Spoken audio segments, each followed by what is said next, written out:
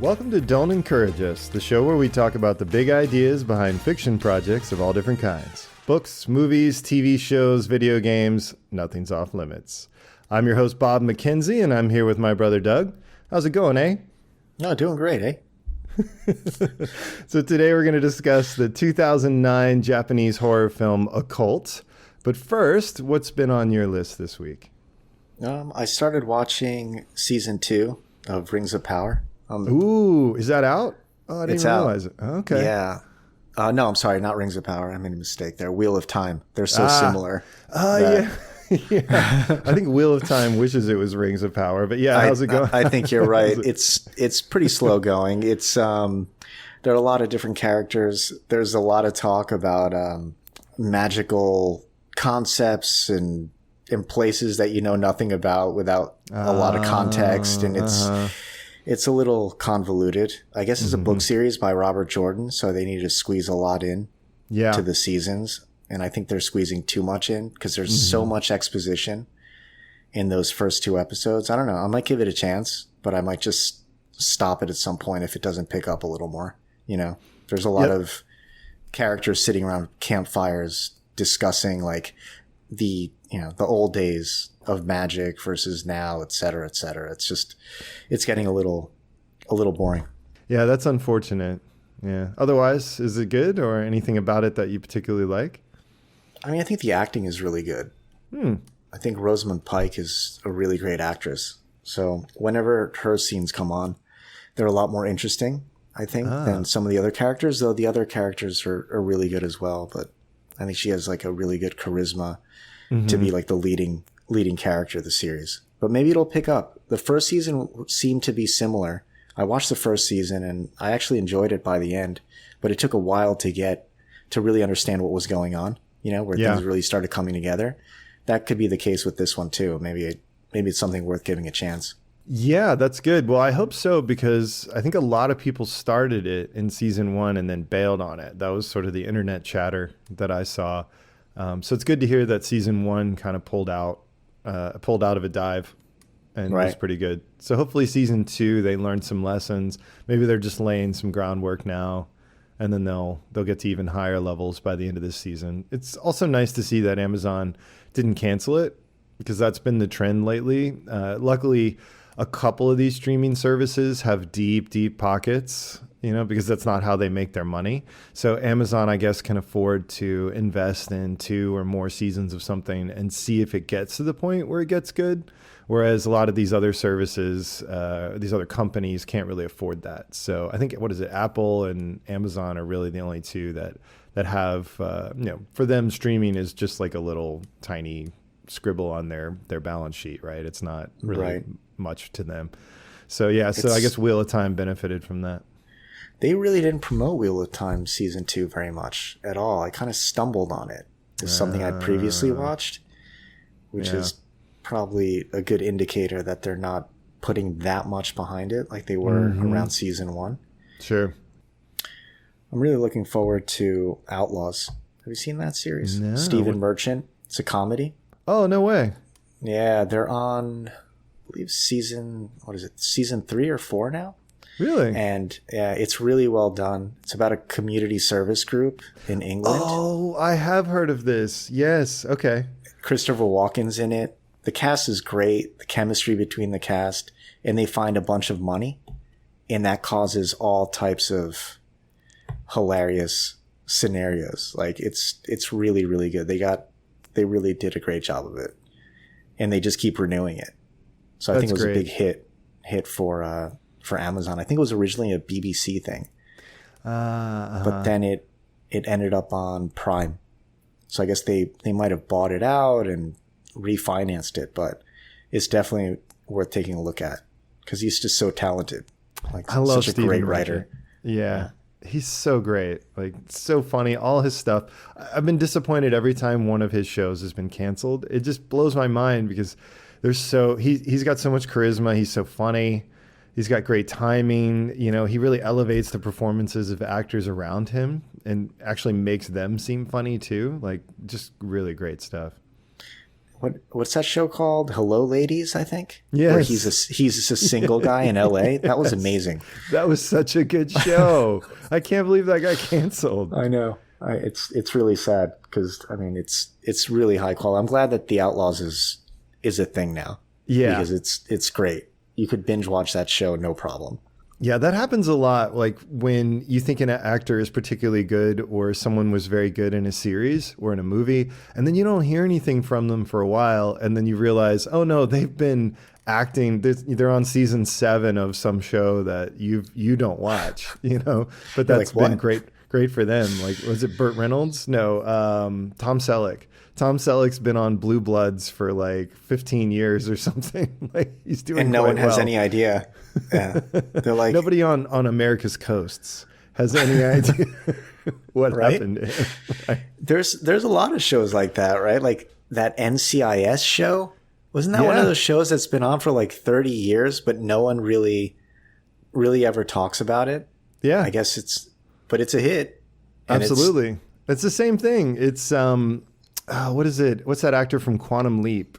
Scott Bakula? Scott Bakula, thank you. I know, I love doing a show with you. Your brain faster than Wikipedia. Completely useless information. But yeah. I would ask you what year he was born and graduated from college, but I don't want to waste the listeners' time, so you hold on to those facts.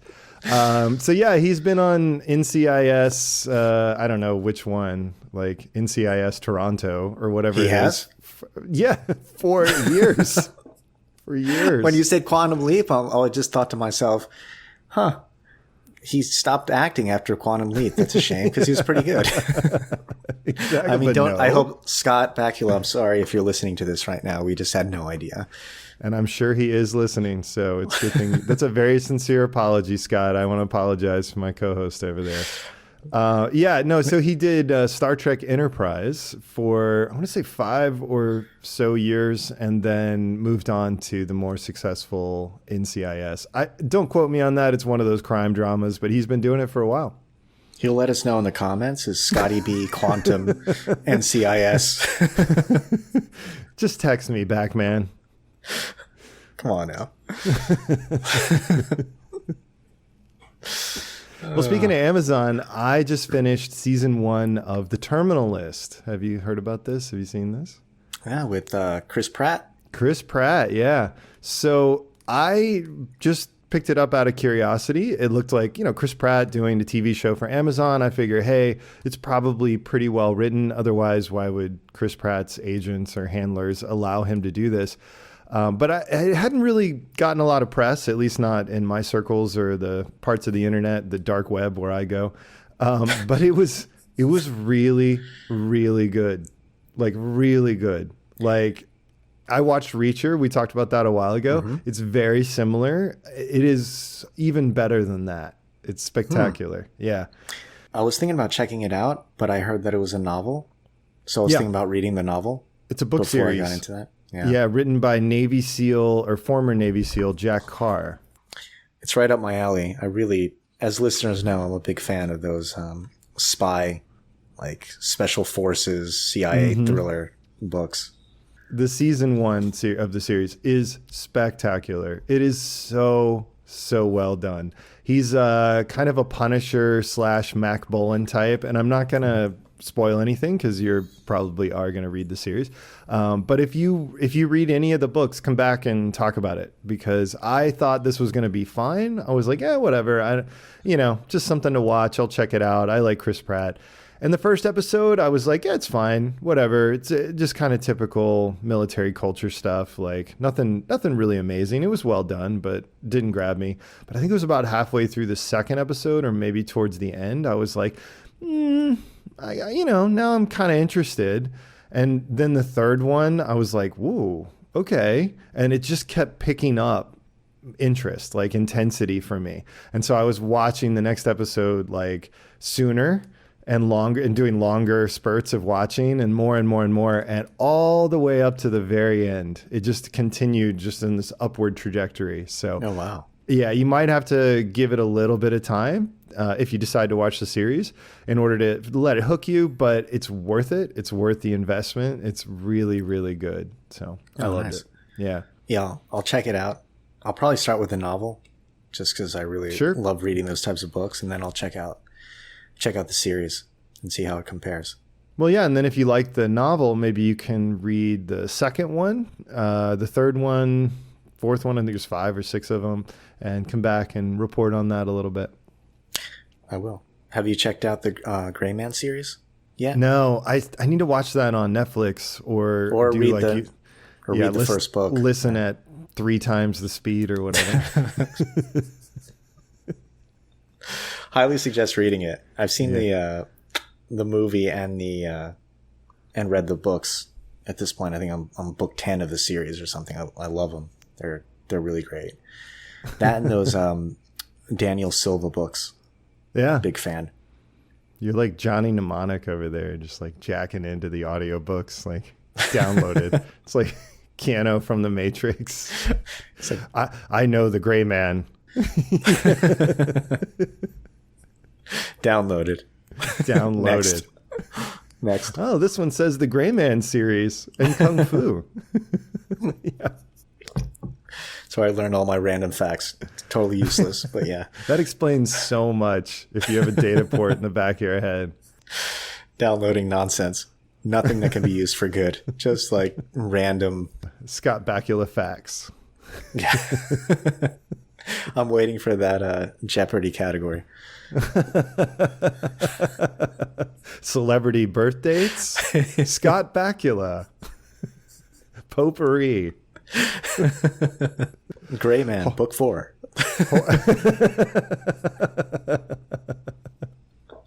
Smart cuts. Alex, I'll take smart cuts for 200. Useless facts for 1,000. Double or nothing. All right. So should we talk about this fabulous film that I'm sure you loved, Occult? Let's get into it. J-horror. Yep. Back to the J-horror. So this came out in 2009. It was written and directed by Koji Shiraishi. What do you think? Is that close? Sure. Okay. It stars Koen Kondo as Shohei Ino. God, I'm butchering these names. It's so proud. I'm so proud of that. Koji Shiraishi plays himself in this movie. Did you notice that? Were you able to pick that out? That the director, the writer, was playing himself in this movie? Did that come through? Yeah, it actually did. Okay. Good. Yeah. So I think he was trying to add to the realism, and I don't know what level of celebrity he has, but he was essentially playing a version of himself, and we'll talk about why. But I didn't pick up on that initially, and I don't think he was the center of the focus that much. So he was intentionally sort of a little bit off screen some of the time, but yeah. I picked up on it during one of the subtitles where it kind of like the actual title card, not the subtitles, where I was like, oh, wait a minute. It's the director now. Like we're kind of shifting focus for a second. But yeah.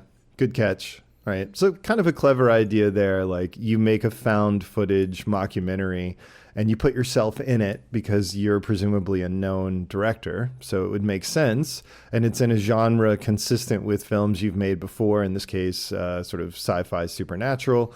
So then why wouldn't he be interested in doing a documentary about something like that? So kind of cool. I could not find anything on the budget for this one. It's definitely a micro budget film. Did you find anything on earnings or budget? I didn't. I looked because was curious to see if it was one of like a Blair Witch type of situation, made for $1,000, made 200 million, Right. But I didn't see anything. No, I don't think it reached that level of success. And I think Pulse is kind of a good touchstone for this one, the original Japanese version that we talked about before in a previous episode. So I think it was probably cheaper to make even than that, but I don't think it reached the level of acclaim. A good question people often ask is, how did I find this movie? You've asked me that before. And this one popped up on one of those lists of films, kind of like One Cut of the Dead, which we talked about a while ago. Great film, by the way. Go watch that. But this popped up on one of those lists. And the person who reviewed it said, look, it's not as good. as some of these other films, but it's interesting and it's got some really great elements to it. So I think that's sort of indicative of the fan base. Like, I think some people really, really love this movie because they respond positively to what the director was trying to do in part, right? And I think other people probably really don't like this movie because the reviews were sort of mixed bag, right? And I can understand why. Like, parts of it work very well and parts of it don't. Did you have any thoughts about that? I just want to make a comment overall. Even if I don't really love this genre of movie, this kind of found footage genre, I think one of the really positives about it is that it makes filmmaking seem very accessible to the average person. Yes. And that I can really appreciate. So while I'm watching it, I think to myself, well, this is something I could make, and maybe I could make it better without having like a huge amount of resources. So there's a lot of creativity that goes into making a movie like this, even if I think there are problems with the plot or I don't like certain aspects of it. That's, I really enjoy that part. Yeah, absolutely. That's really well put, because I had the same reaction throughout and it kept me engaged even during parts that otherwise might not have. So really enjoyable. And if you're at all interested in making a film or what it would be like to make a film and thinking about how people have done that, this is an excellent movie to watch for sure. It just makes you feel as if it's something you can do. It's something you get a bunch of friends together, put a storyline together and just get to work and have something tangible. Yeah, absolutely. It's almost surprising more people don't do that because the equipment available now is, generations better and easier to manage at every stage of production than even in 2009. Mm-hmm. Absolutely. All right, so this is a mockumentary horror film about an investigation into a public stabbing spree that reveals a larger supernatural mystery. Anything you would change or tweak about that description? No, I think that's, overall, I think that's a good one because there's no spoilers there for sure. Yeah, definitely. And I think that's important because enjoying this movie really hinges on not being spoiled. That's not true. I guess you could enjoy it from the perspective you were articulating as interest in how someone can make a movie without millions of dollars, regardless if you know what's going to happen or what is happening. But if you're going to enjoy the story part of it, I do think it's really important that you not be spoiled. So if you're interested in this film, this is a great place to pause the episode, delete it, throw your phone into the ocean, go watch Occult, never come back. But if you want to hear what a couple idiots say about it, you can circle back and get your phone out, dry it out, and listen to the rest of the episode. So that being said, I can't wait to hear your short, spoiler-free summary. What you got for me?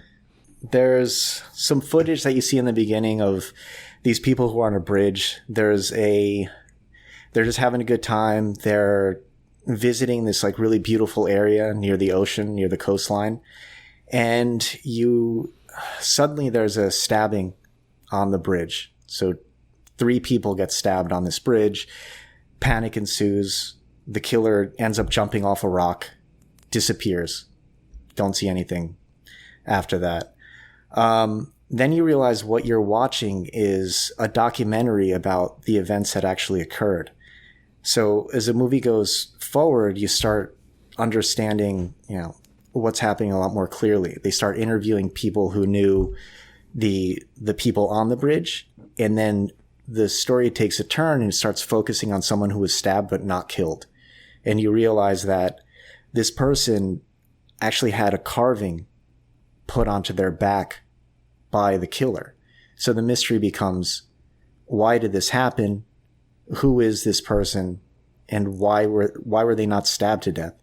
So the producers of the movie start working with this person, trying to investigate what might be happening in terms of, where is this killer from? And they learn that he had a birthmark that had the same symbol that he carved into the back of this person's back. And little by little, you start seeing just really odd things about the guy who was stabbed but not killed. And it turns out that he's claiming that he makes no money. He sleeps in an internet cafe. He he feels like there's some mission that he has to go on, but you're not quite sure if this guy's completely insane or what's happening. And as the movie goes on, they start uncovering the fact that these symbols are a lot more significant than you might think. And there's supernatural phenomenon that's occurring that this guy claims to have seen. So the filmmakers give him a camera in order to record this phenomenon because they don't really believe him in the first place. In exchange for that, he gets to stay in the producer's office. And I don't want to ruin the end, but basically you start realizing that he may be telling the truth and that he's not just completely insane after all. Yeah, that's good. So in a nutshell, the director plays himself as a filmmaker who's making a documentary about a stabbing at a vacation resort that had some weird mysteries to it. And just like the TV show Lost, their investigation reveals more and more mysteries and coincidences, and they capture some odd phenomenon on film at times, and it kind of keeps them going. And then the investigation itself kind of goes off the rails, and then it all leads to a stunning conclusion. So one of the things I really liked about this film was that you didn't really know, at least for about the first hour and 10 minutes, you didn't know if it was aliens, kind of science fiction stuff, because they do bring that in. You didn't know if it was like magic or mysticism or something like that. So I really loved that I had no idea which way it was going to go. Like, I kept thinking, like, okay, so the aliens came and got the first guy who stabbed people on the bridge, and that's why they never found his body. So that's what they picked up in the background on the film, but it was kind of hard to tell what that was, and I wasn't sure. And then later, when, like, the wrapper, there's a scene where they're eating, and this wrapper flies off a table a couple times. And there were similar things or similar instances of things like sort of getting knocked over or flying a short distance. And I was like, okay, so it's like psychic phenomenon. They're going to go with like, these people have psychic powers, but then that doesn't really fit. So how does that work? And then there was the whole like talk about a god, you know, the like offspring of two gods and how that didn't have limbs. So they called him the leech child. So I was like, whoa, so we're going with more of a spiritual mysticism kind of thing. So I really enjoyed that back and forth. It was really fun and to not know the genre. Did you pick up on that at all? I really like the fact that it like confused me. Like I didn't really know what was going on. Like you said, that it was the mysticism part, that they mentioned UFOs. But really early on, I really believed what this guy was saying. They put you in a position where you're supposed to be in the shoes of the producers, not really believing. Right. But I believed from the get-go, like there's something else that's going on here that's much bigger than what they're saying, even though that actor was great at playing someone who's completely unhinged. And I really enjoyed He is that. famous. Is he? He's Koen Kondo. He's a very popular Japanese actor now, and he is very good in this film. Absolutely. Yeah, he really, really kept you guessing. That's why I really enjoy this movie much more than Pulsed. It really, there are a lot of really good twists in this one that kind of drove the plot forward. Yeah. Even though, like I mentioned before, I'm not a big fan of this kind of found footage style. I think in this case it worked because it kept you guessing between the UFOs, the mysticism, the idea that there's this God who's kind of commanding all these things to happen. One thing I didn't really understand was, the reason why. Did they really jump into why this God might be forcing them to do it? It was almost like he was just wanted these people to do it, to kill people on its behalf, So, yeah, we can skip to the end for a second. I guess that's a good time to do that. Actually, let's hold off on that. I want to talk about the ending, but let's talk about a couple other things first. we'll circle back and I'll try to answer that question the best I can. So in addition to not knowing the genre of the film and the little mysteries that they plant throughout, like the, nature of the scar and the relationship between some of the dreams and other experiences that characters had, like I thought that was a lot of fun. But I also really liked the introduction of the character you were just talking about. I'm going to call him Eno. I think that's his last name. They call him like Eno-san or something like that through a lot of the film. And that actor, like you said, is really, really good. And he plays a character who is both sort of pitiful, but also a little bit ominous. And it's really interesting how, and I think some of this is cultural and some of this is just human. It's like universal. But he sort of plays on your sympathy, and you find yourself, or the characters in the film find themselves crossing boundaries a little bit, like taking risks because they feel sorry for him, but also because they're motivated by their own greed to get the footage they want. Like they want images of these miracles that he talks about, that he experiences all the time. And they don't want to follow him 24/7. So this idea that like, we'll pay him to carry the camera. And then he's like, well, so can I stay in your office then, since I'm basically homeless? Like, since you're paying me anyway, and that'll make it much easier for me to capture these miracles, and I'll do a very good job. And then it's almost like he's sort of tricking them, but not really, because it's a reasonable request if you're in a bad position. And I watched the characters debate letting him do that, and I was like, this feels like a very significant turning point in the film.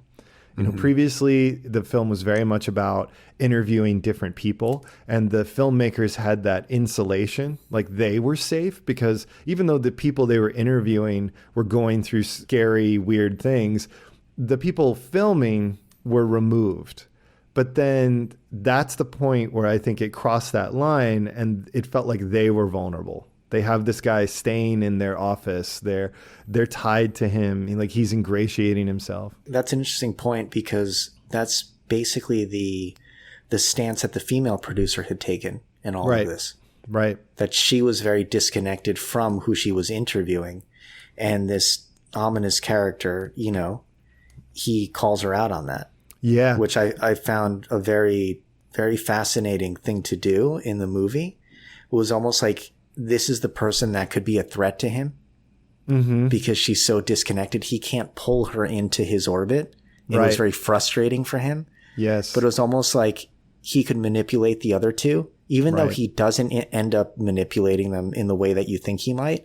But that was a great scene, because she was sitting around a table. So just to set the scene up, she's sitting around a table and they're drinking beers or whatever. And she's kind of off on her own, not talking to anyone. And this Eno character confronts her about it. Why are you so disconnected from us? You disconnect yourself from characters that you're interviewing as well. You're emotionless. That's why you don't have a boyfriend, etc. To see if he can kind of lure her into, or what I think he's trying to do, really kind of get her into the circle with the rest of them. And she decides to leave early. She just goes home. She's not, playing that game with him. And I like that. Yeah. It was a big turning point in the film, because prior to that, it was, lost. It was just pieces of a puzzle you're trying to assemble. And then the film really settles on what it'll be for the rest of it, which is a much tighter character exploration of the relationships, and that moment in that scene was a bit odd to me. At first it seemed almost random, but I realized exactly what you're saying as time went on, that she was a threat essentially, because he could not manipulate her like he could. She wasn't as vulnerable to him. But how does that fit into his motivations? Who is he really? Is he a victim? Is he a perpetrator? Like, that mystery continues on until very, very far into the film. So interesting, really good stuff. Do you think that it made a lot of sense, the way that the kind of secondary character, the producer, kind of fell into the role of a collaborator? Up until the very end, I thought he might be sabotaging the mission, which is a good thing on behalf of the film to make me think that. They did a really good job. So pretty late in the film, it comes out that Eno does have a plan, and he is up to no good. And this one of the filmmakers gets involved. Like, he's been sort of pulled into Eno's orbit, as you've said, but he's not insane, so he wants to stop this plan. Then he has a supernatural experience, which he catches on camera, which then makes him doubt his decision and makes him go along with the plan. But it's really not clear if he's planning to sabotage it and try to stop Eno, or if he really is now like a true believer, basically. Is that what you're talking about? Yeah, I thought he became a true believer a little bit too abruptly. I agree with that. I think it was supposed to be this very transformative moment with the supernatural, but partly because of the special effects and partly because it was relatively short, and they had already been exposed to some of these weird occurrences. For him to do such a 180 seemed a little extreme, but he did remain unsure. Like, he makes a lot of comments throughout about, like, well, we don't have to do it today. We can do it tomorrow. We can go here. We can do this instead. Like, maybe we don't have time, So he's both hesitant and engaged, or I suppose he's just supposed to be a weak character. I don't know. That could have used a little tweaking. Yeah, because the severity of what right is going to do is so extreme. Yeah. The plan, especially in Japanese culture. Yeah. Yeah. So yeah, I thought. So in terms of J-horror in general, what do you know about that genre? From what I've read about it, it's that it's very cultural and it's very specific to Japan in the way they view ghosts in the afterlife. Is there anything else that you've read that would be tied into what we saw? Yeah. A couple things. Number one, did you catch Kiyoshi Kurosawa in this film? That was a surprise. Yeah, that was a surprise for me. So the symbologist, for the audience who may or may not watch this film, there's a point in the movie where the filmmakers are interested in trying to interpret symbols that they find in multiple places. So they find the same or similar collections of symbols. The first place they find it was carved into Eno's back by the original perpetrator, the stabber on the bridge. So when he caught up with Eno, who was a stranger to him at the time, on the bridge, he knocked him down and he carved symbols into his back, but didn't kill him. Then later, those symbols appear as a birthmark on or a version of them were a birthmark on the stabber, the guy who carved them. And then they pop up on a rock on top of a mountain. So the crew, confused by this, they go to an expert on symbols of the occult and supernatural. And that is actually Kiyoshi Kurosawa, director of Pulse, playing himself. And they explain that even, he's a famous director and he makes these great movies, but he's gotten interested in symbology. So he studied it on his own. They go to his director's office and he's got a stack of symbology books, and he does a nice little whiteboard explanation of what these symbols might mean and tries to interpret them. That's the director of Pulse. So presumably the J-horror community is, fairly tight knit or connected to each other, at least a low budget version of that. So that was really fun. I had no idea. I was like, that's the director of Pulse. What do you know? That's really interesting. All that time we put into that movie, that very long discussion that we had about it, is starting to pay off. So that was a really fun treat. Yeah. Full circle. Yeah, exactly. So there are a lot of similar elements, and I think there's a lot of similar interest from the directors in those same elements between Pulse and this movie. So good stuff. Yeah, for sure. It's a genre that I think, so movies like The Ring, right, really popularized that genre. I don't know if there's any recent movie that's been released in America that is that genre. The Grudge, is that recent? No, I don't think so. I'm trying to think myself.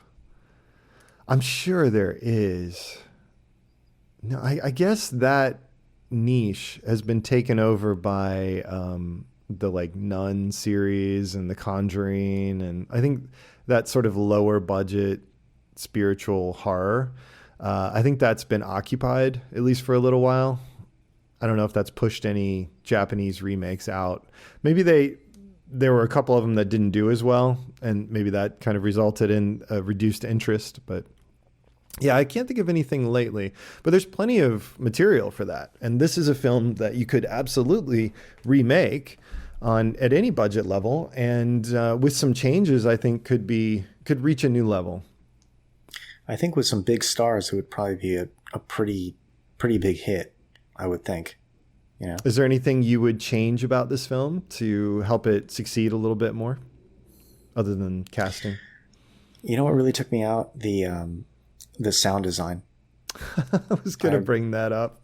I was really not a fan. Nothing else really bothered me in terms of like technically, you know. Yeah. I thought the editing was pretty tight for what you had to work with. The special effects were a little, but okay. They're a little off, but I mean, I kind of accepted that. But when that music would come on, music in quotes, yeah. It was painful to listen to, and it immediately took me out of the story. I was like, this is just why are you doing this? It's like for the audience, it sounds like just nails on a chalkboard. All of a sudden there's no music, there's no soundtrack to this movie, and then all of a sudden weird random sounds. Yeah, so funny. I don't know. It's almost why like an they afterthought. It's like an afterthought, but I feel like all these movies have that in common. Yeah, it seems to be a common trope, at least with this and Pulse for sure. And if you didn't like the soundtrack in Pulse, you're going to hate this one because it's way worse. It's like an off-key violin that someone's just dragging the bow on and just screeching. It doesn't create any tension. It just does the complete opposite, where you just want to hit mute. So distracting. Yeah, and it's not even well timed. So it's not like, an unsettling noise at an unsettling moment. It's like the unsettling moment is done, and now there's just this random noise of someone dragging a musical instrument down an alley for like a minute. It was very odd. Yeah, it was. Yeah, that did not work. And that final scene was absolutely horrendous. The effect, the way they did. So let's talk about that. All right, let's talk about the ending. All right. I liked the ending. I know that's hard to believe. A lot of people, I'm sure, really did not like the ending. All right. So again, spoiler warning, because we're just going to give away the end. So Eno, our homeless refugee who has been pulled into, he was stabbed in the original stabbing, or they carved the image on him. He sort of plays dumb. He does mention that he's been seeing miracles. We see that on film. Strange things happen all around him. It turns out that some voice has been talking to him, or talked to him once and told him about a mission. And his mission was to kill as many people as he could. And that if he did that, he would be transported to heaven. Right. So there's no aliens in this. It is this god, this leech god. What Eno has been seeing in the sky is often like leeches or jellyfish. I never really picked up on why the jellyfish, but the leeches, I guess, are related to this leech god. He makes a bomb, like a suicide vest. He puts a bunch of C4 and nails in a vest. He takes it to a busy, subway station? Train station, like their version of Times Square, I think. Basically, yeah. And he sets it off, killing a ton of people, right? Because the nails, just shredding them. More than 200 people or something. Just a really, really horrible thing. And the film seems to stop there, and you don't know if Eno is transported to heaven or not, right? He believes that his whole body intact will be transported in that moment. There's a little bit of a gap there. the guy who helped him, the film guy from the documentary, ends up getting convicted of complicity, and he spends 20 something years in jail. And then we flash forward to the future, 20 something years later. He's just gotten out of jail. He goes to the same restaurant from earlier in the movie, and we find out in that moment. I'm not really going to try to explain how or why, but there's a very good reason why. In that moment, we find out what really happened to Eno 21 years later is that he is transported when he blows up the bomb. He is transported intact into another dimension where he is fed on by leeches and I guess jellyfish just for eternity. Right. I think that's what the end was saying. Like his head is separated from his body along with the other victims of the original stabbing. And they are basically sacrifices to this leech god. And they are, that's their hell. Yep. So the whole thing, the whole time has been this leech god, which basically tricks people, manipulates people using its abilities and communicating with them into committing atrocities so that it can feed on them and I guess consume them for all time. I don't know. Something like that. Yeah. Just thought the effects were really bad. Yes. Really bad. Really bad. And in a key moment, that is tough. It would have been better just not to show anything or just have the audio or something like that. But this director is ambitious, and I guess he's comfortable with a level of special effects. I mean, at a certain point, it's easier just to do it live in a bathtub or something like that. You know what I mean? Like just throw a curtain up on a stage. Just got to go to the pet store and get some leeches. I mean, seriously, right? Cut something out of cardboard. But no, he does it on the computer there, and it's not a really good computer. So that'll take you right out of it, unfortunately. I'm going to tell you now, if you want to watch this movie, let go of the special effects. I think, Steve, you mentioned earlier you were able to just buy into the special effects being what they are. I'm going to say again, this final scene is a new low for the special effects, so be prepared for that. But if you can see past that and enjoy the story, I like the ending. My explanation is I like a definitive ending. I think it's a little bit sloppy sometimes to leave things up to the imagination of the audience and they can kind of figure out whatever, especially if it's a key detail that answers a question presented by the film. So I like to know what happened. And this is as definitive. This is the most definitive ending I think I've ever seen in a film that was so full of mystery the whole time. Yeah, I would agree with that. I mean, I like the ending to know what happened. But to know what happened with that level of special effects was not the best. It's not the way to do it. But I'm glad we know that he didn't end up in heaven. No, and I want to talk about a couple things. They introduced the concept of automatic writing, and they could have used that at the end. If they'd gone back to the graphic artist and had her sketch, Eno, just sort of roughly and what was happening to him, that might not have been as definitive, and so it probably would have bothered me on that level, but it would have been better than this just because the special effects were so rough. It would have been a good way to take it, though, because if they would have gone back to that artist for whatever reason, make up an excuse, and she could channel this like leech god, which she had done before, clearly, right. And they asked her what happened. Yeah. Did he end up in heaven or something? And then she sketched out what happened. That would be pretty cool, actually. Yeah. I think that could have been better because you could have done a pretty creepy looking drawing, and I don't know. So anything about the ending that you want to comment on other than how much you love the special effects and the jellyfish? Yeah.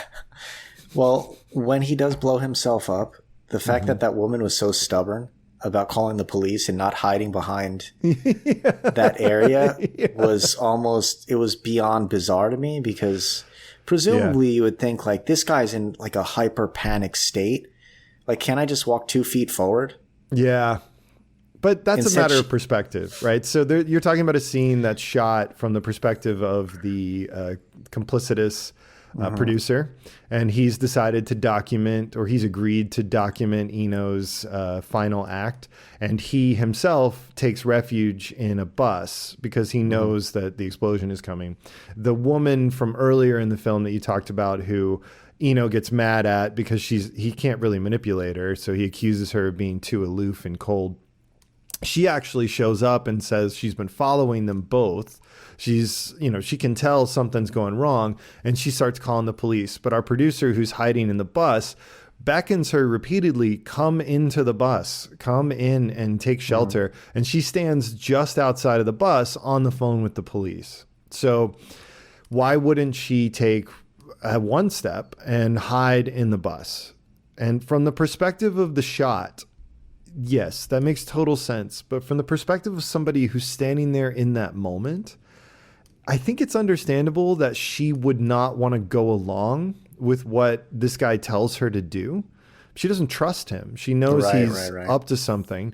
And going inside of a bus doesn't really make sense if you don't trust this person and you believe that what you're doing, calling the police, will keep you safe and protect others. She has no idea how much C4 that is actually made. I mean, it's a massive, massive amount. And I can't imagine being able to predict that. Yeah, that's a good point. I was looking at it from the perspective of, Monday morning quarterback.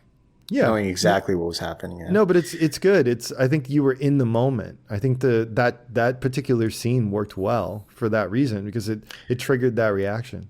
One thing I didn't really understand, though, was why he didn't just sprint at full speed away from there as soon as that guy left.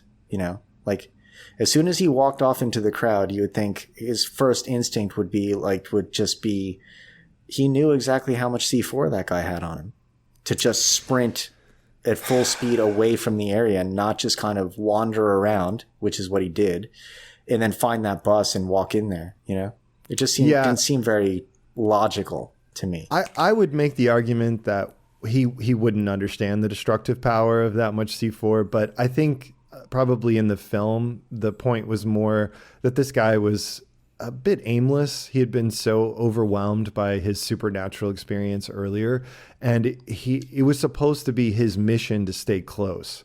So he did not have a plan. He was not a planner. He just kind of went with whatever, and it happened to work out for him reasonably well. He found a place that was adequately protected, and it wasn't supposed to be luck. It was the will of the leech god, I guess. Yeah, almost like he thought about it at that moment, like, oh, what am I going to do? Right. I can't just stand here. I'm going to die too. But if he was a good planner, he wouldn't be involved at all. There's that. Yeah. Or a good person. Right. Or anything. Right. If he was a forward thinker, I don't think he'd be like, let me do this, and then later, the next week I'll do this. Yeah. I think he was just sort of caught up in the flow of these events. Yeah. There's a couple things in the movie I wanted to point out and talk about that are not necessarily about the story. They were just mentioned, but is there anything else about the story you want to talk about here? Yeah, I don't really have anything else about this. I think we covered it, basically everything I want to talk about. Okay, so I did mention automatic writing, which is also known as psychography. The idea here being you allow the spiritual world to guide your hand, and Ouija boards are an example of this. This was something that came up a lot. I don't know. Have you ever heard of Project Stargate? No. Okay, so there have been these government programs where they try to take advantage of psychic abilities and in order to spy on people or for military purposes. Project Stargate being an example, and automatic writing was featured heavily in that. There have been a lot of instances of scam artists using automatic writing. So it's an interesting concept. I can see why it would get pulled into a film like this. It wasn't central to the film. It felt a little bit like a kitchen sink item. They're just throwing everything occult related or supernatural related into one movie. I did like that to some extent, but the automatic writing felt a little tacked on. I don't know. Did you have any thoughts about that? I actually didn't think that it felt that tacked on, because it kind of explained or linked the human world with the spirit world in a very tangible way. Okay. Yeah. I did find it odd how they found this woman and those symbols. Like, they randomly found it somewhere online on some manga forum, Yeah. like what was their search term? Like Yeah. what did they search for? Strange symbol, manga artist. Like that was kind of odd We got one result. with the exact symbol. Yeah. Like Yeah, of that's course. No, yeah. of course. Right. Thanks, Google. There was also another oh, go ahead.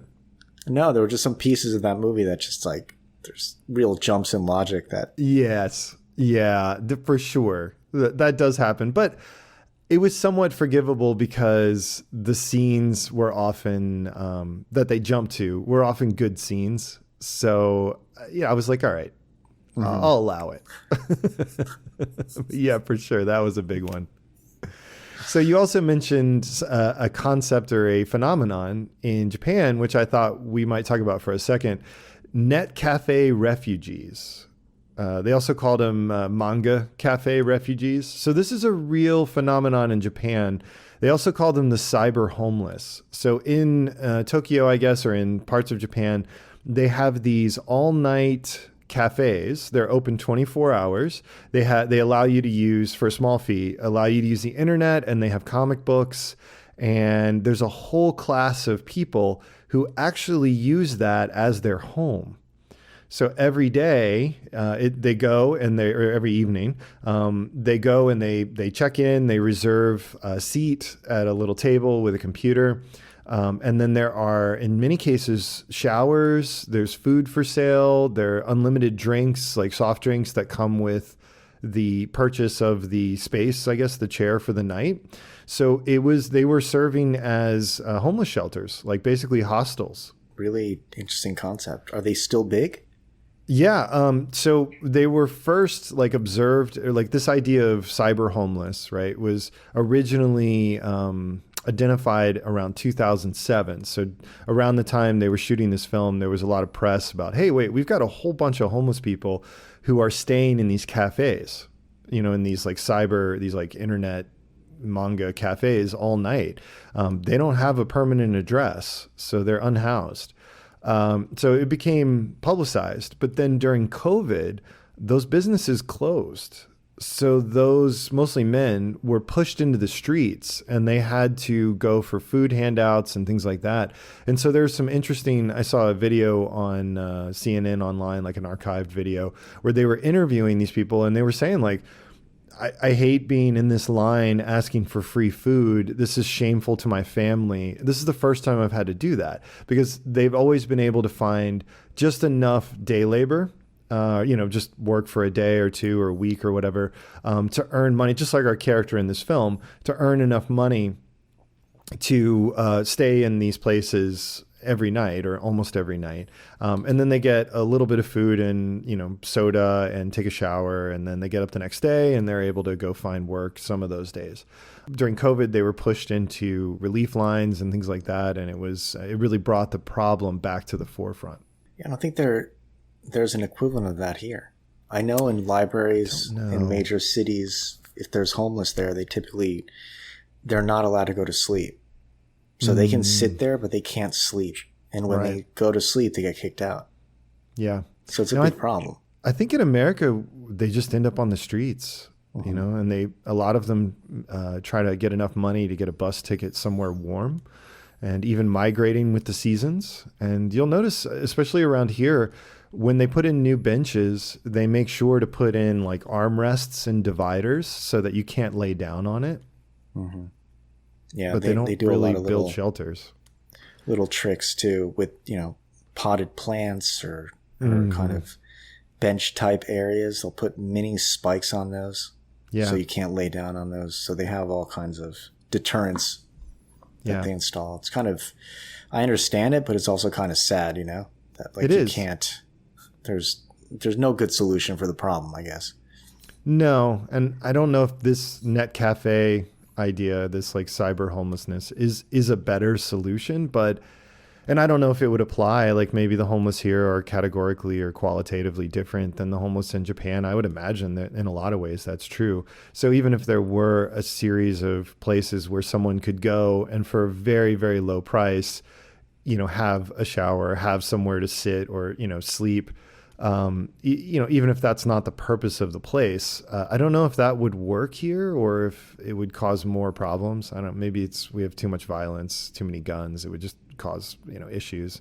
Maybe drugs are more of a problem here than there. I don't know, but it's an interesting phenomenon. So I just thought I'd mention it. Yeah. I hadn't heard of that before. Yeah, I know they had 24-hour cafes or cyber cafes, but I just thought of that as gamers going to them and playing games all night. Yeah. Well, and it's interesting too. I mean, this is probably less interesting, but they call them manga cafes because apparently there was enough business of people who want to sit and read comic books all night. That seems odd. Yeah. Seems very odd, but it's to each his own, right? Yeah, I guess so. So during the film, to me, what was a very strange thing. On the last day before they're going to blow up the Times Square area, Eno, our character, he has some time to kill, right? So he decides to go see Indiana Jones and the Kingdom of the Crystal Skull. They actually go see that movie. Did you notice that? I did. And it was all blurred out because of copyright. Yeah. And they bleep out Indiana Jones. Like he goes like Indiana bleep like a couple times. I'm like, what is that? I was wondering what was happening. That was so odd. And why they threw that in there was very strange. Everything else about what they did was very generic. They're going to a fast food place. They never name it. He's going to different locations around the city. It's just a city, almost like a generic city. And then all of a sudden, hey, I love Indiana Jones. Yeah, let's go see Indiana Jones for absolutely no reason whatsoever. Like they just threw that in there just to fill up some time. And then they never talked about it again. And it was kind of like, okay. They did. They came out of the movie and they sat and had McDonald's. And they talk about, or the character just kind of pontificates about how much this movie is related to his mission and how it convinced him to follow through because there's so many similarities and there's so many themes in the film and things that happen in the film that tie to his mission that it can't be a coincidence. What was he talking about? Have you seen Indiana Jones and the Crystal Skull? I fell asleep. I did too. I fell asleep in that movie. It was the worst. You know what? I woke up. I woke up when he steps out of a refrigerator or something that gets blown up. Isn't that what happens at the end? That's in the beginning. Oh. So I missed the whole movie. It's like me and Terminator Genesis. Oh, yeah. That was hilarious. You were like, this movie's pretty good. And then you fell asleep. Okay. So I have not seen... One more quick thing about the whole, what I just mentioned, that they left Indiana Jones and then they never talked about it again. That's what happens when you're writing notes while you're watching a subtitled movie. So I'm writing my notes about them going to see Indiana Jones, and then by the time I'm done, you missed the dialogue. I missed the dialogue. Yeah, because I'm writing notes, trying to Yeah. I think I looked up just in time and maybe backed up a little bit. So I watched Indiana Jones and Kingdom of the Crystal Skull in the theater. I made it all the way to about halfway, and then I fell asleep. And then I woke up close to the end when they're running around and aliens show up. What in that film? Everything that he's talking about must have happened in the 20, 30 minutes that I fell asleep during, because there is literally nothing about that movie that I can think of. There's no giant ants that are relevant to his thing. There's no aliens. It's got to be something about trusting the supernatural or having faith in the supernatural or something that he's referencing. I don't know. Or is it about the characters themselves, like their relationship, like Indiana Jones and Shia LaBeouf is in it? Maybe there's something to do there. I don't know. Yeah, of course. So obviously we're just guessing, and that's not good. We're guessing. Yeah. So on the we do that sometimes. just ignore us. Yeah. We don't claim to be smart in this section. Yeah. So fun fact, Occult actually has a better rating on IMDb than Kingdom of the Crystal Skull. That's pretty sad if you think Yeah. about it. Yeah. 6.5 versus 6.2. So poor Indiana. Let's do budget versus budget.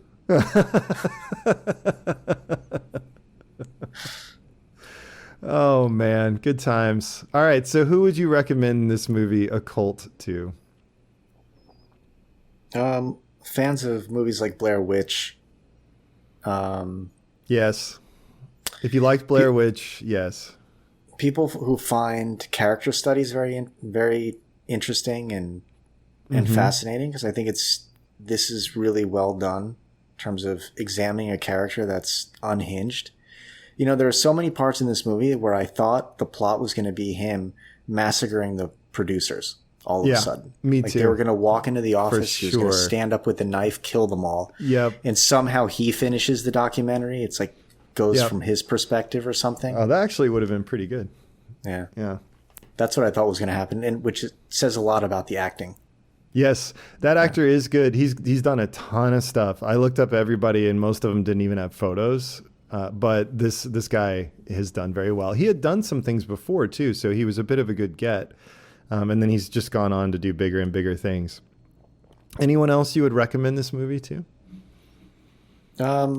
People want to learn about filmmaking in terms of doing a movie on extremely low budget. I'm not saying you would copy everything about it, but just like I mentioned early on in the podcast, that it really shows you what can be done on an extremely low budget and makes it very accessible. Yeah. Yeah, it's very non-threatening, for sure. But inspiring, in a very inspiring way, for sure, yeah.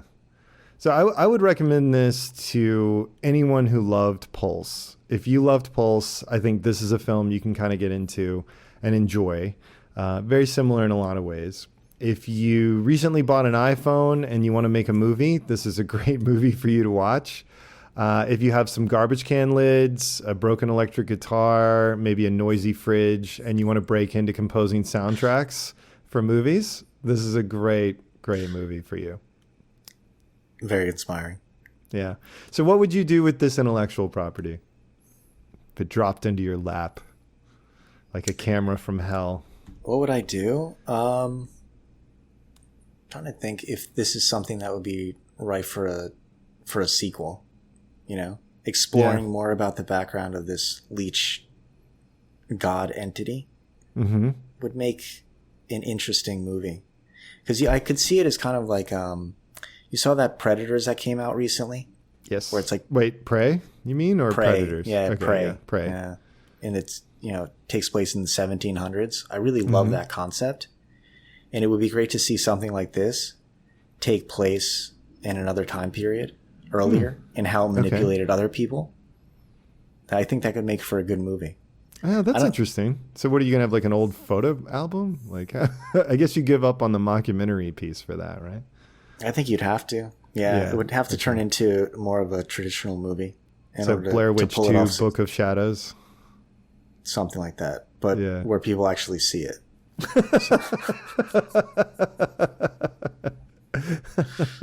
Yeah, that's fair. That's accurate, I think. I think in terms of backstory, I mean, if you wanted to keep following this mockumentary idea, I don't know, there's just so many things about this movie that only work around the mystery. And once you know the mystery, you really have to take it in a completely different direction, I think, which would be another movie altogether. What do you think? Yeah, that's true. The first half of this film, actually the first hour change of this film, really do rely on the mystery. And that's the part I like the most. I mean, I really did enjoy the performance of the main actor a lot, and that got me through the rest of the film, but not knowing the mystery is what I thoroughly enjoyed about the first hour or so. What would you do with it? I'd remake it. 100% remake it. I think there's enough here that you could do something really, really good with it. Whether you made it like a 5-episode, relatively low budget streaming series, or you just did another film. I would keep the found footage bit. I'd keep the documentary stuff. I just might tweak some of the twists and turns a little bit. I might smooth out some of the dialogue and scenes just a bit here and there. Obviously, completely redo the special effects. I think what we were supposed to retroactively after the end realize were leeches and things like that, I didn't get at all. And I never got the connection with jellyfish. I'm sure it's in there somewhere because otherwise that's so random. I don't think, unless the director just, in his mind, jellyfish and leeches are connected somehow.